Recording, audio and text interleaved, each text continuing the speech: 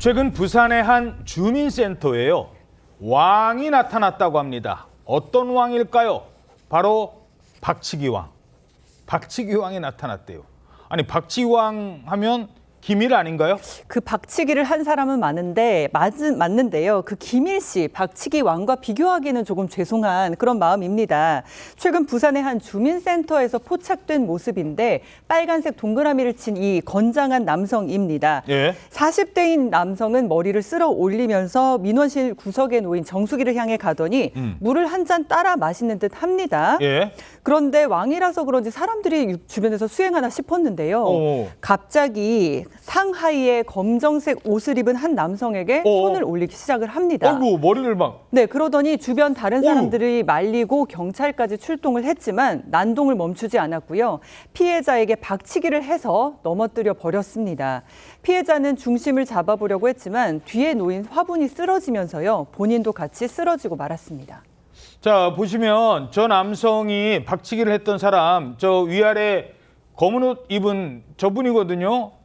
왜 다른 사람은 말리고 있고 저 사람만 집요하게 노리고 있네요. 네, 피해자는 이 영상이 촬영된 장소인 주민센터에서 일하는 공무원인데요. 알고 보니 이 가해자, 피해자와 악감정이 있었다고 합니다. 그것도 이 영상이 촬영되기 90분 전이라고 하는데요. 이 시계를 앞으로 조금 돌려보면 이 박치기 사건 벌어지기 전날입니다. 이 가해자가 자신의 집에서 모친, 친모를 폭행했다는 신고가 접수가 됐고요. 이런 신고가 접수되니까 이 박치기를 당한 피해자가 이 집에 가서 실제 친모의 상태를 하고자 방문을 했는데 그 자리에 있었던 이 가해자가 이 피해자에게 욕설을 하면서 피해자를 폭행하려고 시도를 했던 전력이 있었고요. 예. 다만 그 전날에는 어머니가 제지해서 실제 폭행으로는 이어지지 않았다라고 하는데 그로부터 이 1시간이 지나고 나서 이 가해자가 저렇게 주민센터로 찾아와서 이 머리로 들이받는 등의 폭행을 저지르고 만 것입니다. 자 그러니까 저 남성이 저 가해자가 어머니를 폭행했다라는 신고가 들어와서 그래서 공무원이 간 겁니다. 잠깐만. 근데 경찰이 아니라 공무원이잖아요. 공무원도 이렇게 신고받고 현장에 가기도 하나요?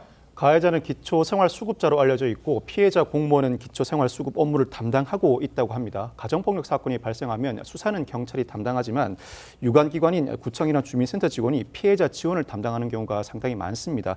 아마 추정컨대는 가정폭력 사건이 발생하자 피해 내용과 지원 방법을 확인하기 위해서 현장을 방문한 것으로 보이고 특히 기초생활수급 업무 담당자로서 추가 지원 필요성을 확인하기 위해 현장에 방문했을 가능성이 높아 보입니다. 아니 그러면 저 공무원은 자기 일 한 거잖아요. 신고가 접수돼서 내가 담당하신 어르신이 괜찮은 건지 폭행을 당했다고 하는데 아이 뭐 괜찮겠지 그럼 가만히 있나요? 가서 상태 확인한 거잖아요. 그랬다고 때린 아들이 여기 왜 왔어? 그렇게 앙심을 품은 거예요? 네, 그런 상황인데 저 가해자가 이제 공무원을 폭행하면서 왜 우리 집안일에 간섭하냐라고 했다는 겁니다.